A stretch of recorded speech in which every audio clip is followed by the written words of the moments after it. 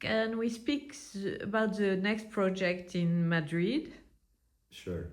Well, the next exhibition in Madrid, you see, it's one of the main things I'm preparing for 2025, and that took me now about 4 or 5 years. It's been in the making. It's called At-Tariq or At-Tariq or At-Tariq. And the idea of At-Tariq is an homage and a revisiting of the rural and the traditional musics of the Arab world, meaning that after I had explored the classical Arabic music of the Renaissance period in the Arab world, which is called the Age of Al-Nahda in Arabic, and that coincides with the end of the 19th century and beginning of the 20th century. On this exploration and this work on an archive, on a very big archive of classical Arabic music, I realized the importance of rural, religious, and traditional music and how preserved they were compared to classical music.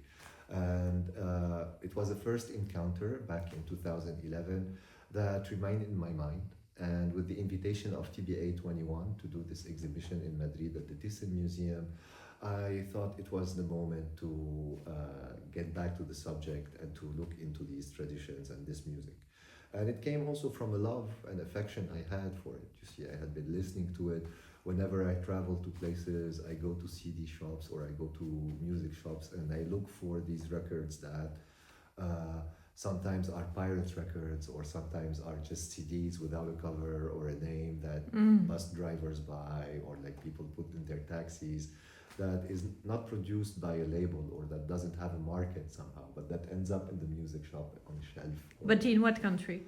Morocco a lot. I started a lot in Morocco, like collecting these in the beginning, and then like in the Emirates as well, I found some. Depends where you find these music shops also. You don't find anymore lots of music shops in the Arab world, let's say, or all over the world in regards to this. So I started with Morocco, and this homage to traditional Arabic music for TBA at least, and the Madrid chapter, will take Morocco as starting point, because when we speak of rural and traditional Arabic music, it's a journey that we find ourselves taking that starts on the Atlantic side in Morocco and then takes us through North Africa, crossing to the Arabic Peninsula and ending in the Arabic Sea or the Persian Gulf. But what does it mean? What do you do with this base of classical Arabic music? Well, it's not like classical Arabic music was the starting point. Okay. Traditional music. Traditional. What I do with traditional music is, well, first of all, how I collect it, you see, and like what happens with it. First of all, I go seeking this music in different, if we are speaking about Morocco, in Morocco, the thing started with me going to meet traditional musicians who are still alive. And instead of me recording them or playing like this role of the ethnomusicologist who goes somewhere with the recording equipment and captures sound, I asked them to give me recordings of theirs that they did through time and through the years. So we did a music exchange in a way, you see what I'm saying? But okay. What do you give them? What I gave them was classical Arabic music. Okay. Not only, what the exchange was about, honestly, like the first encounter was just about asking them like for recordings they had, for footage they had, and at the same time looking at what they did in their daily life. I was also very much interested to look at an environment and to look at society through the gaze of music and to understand. But is it like the Gnawa thing like that? No, it's different than Gnawa. You see, like what we know from Moroccan traditional music is Gnawa, but what we know less about is Amazigh music and Ahwash music, which are the populations of the Atlas. And that's what I really focused on on the Moroccan chapter, the music of the Amazigh. So you went in the mountains? Exactly. So I went to the town of Ouarzazate first, like 3 years ago, and I went knocking on musicians' door. And actually, the name of the project, Tarek, means the nightcomer, or the person who comes and knocks on people's doors at night and asks for knowledge or asks for hospitality. Very nice. So that's the idea of the title. You see, it's the knowledge seeker. So you take the recording, and what do you do? And then with the recordings, like I rework them, I remix them, I invite other musicians to rework these recordings with me, add more sounds, transform them. Yeah, like we've been together with about 20 musicians now from all over the world and all genres and discipline doing this homage and like reworking this footage and this sound. And you were asking me about an exchange. What is the exchange? What do I give in exchange of this music?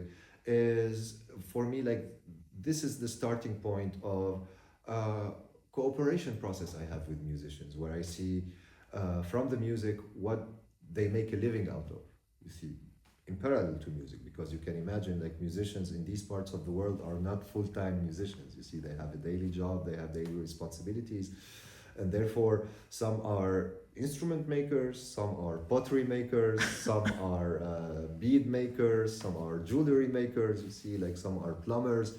And you bring that, this kind of Well, object? exactly. Like so, from like talking to each, like to the musicians I met, ideas started to appear of saying, oh, if you're a pottery maker, then let's work on pottery together. If you're a drum maker, then let's make drums together. That's what I saw in the other room. Exactly. Like So, pearls. like the pearls, the pottery, the drums, the plateaus, the metal plates, these resin beads.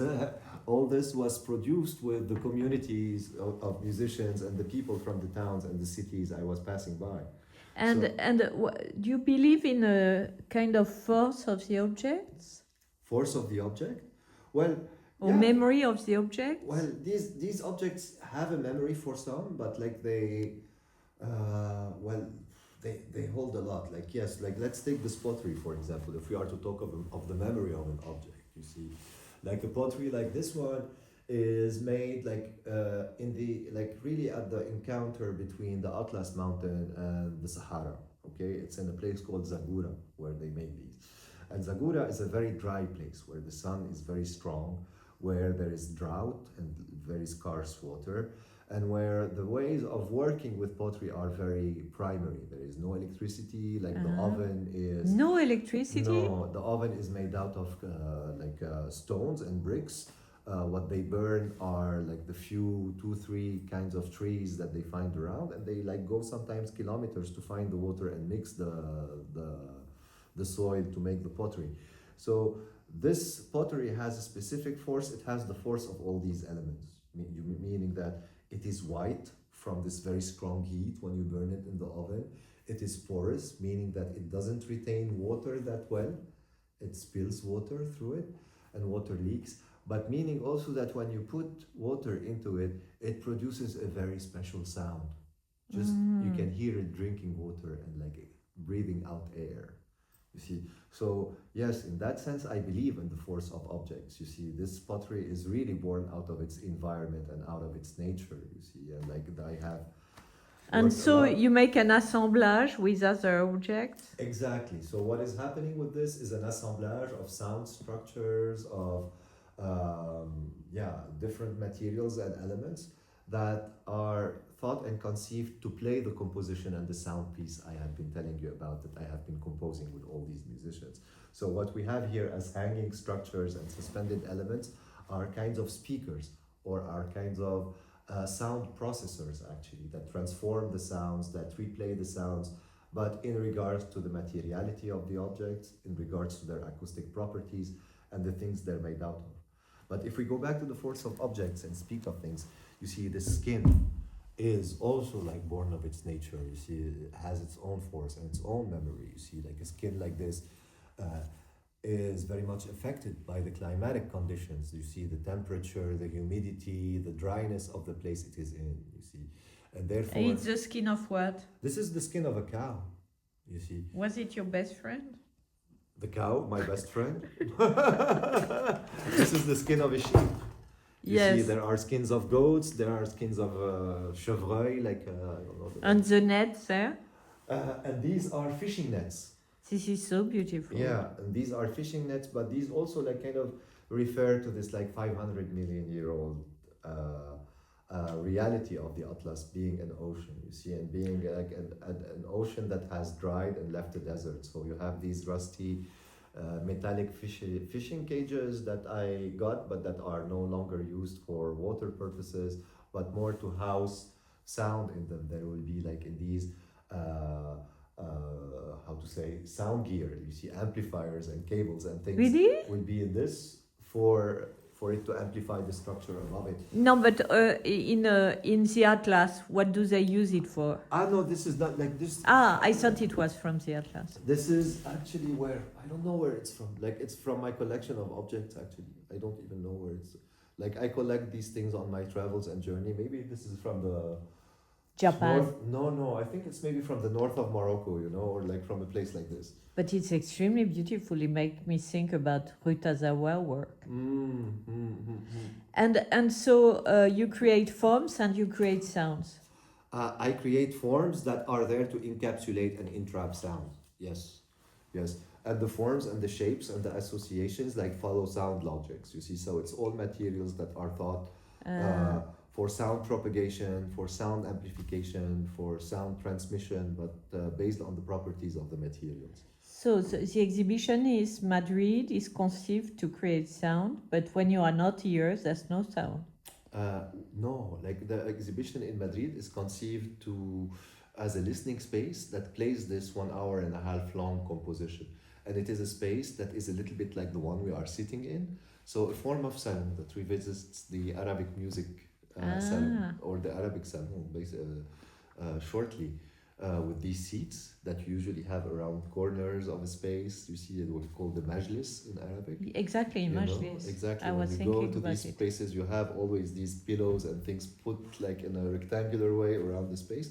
So we designed these pieces of furniture also as a revisiting of the majlis way of sitting. And you will see like if I play sound for you now and if I play this composition, you will understand what and how these objects are supposed to have sound. So even when you are not here, there will be sounds? Exactly, like this composition is playing on its own and the listening space is very big, this salon is very big and it has all these elements in it that are rotating, working and like shimmering and vibrating with sound and playing back the composition.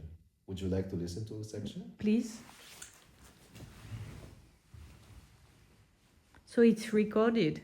Yeah, it's recorded material, and it's one of the rare exhibitions actually on which I use recorded materials. So, let's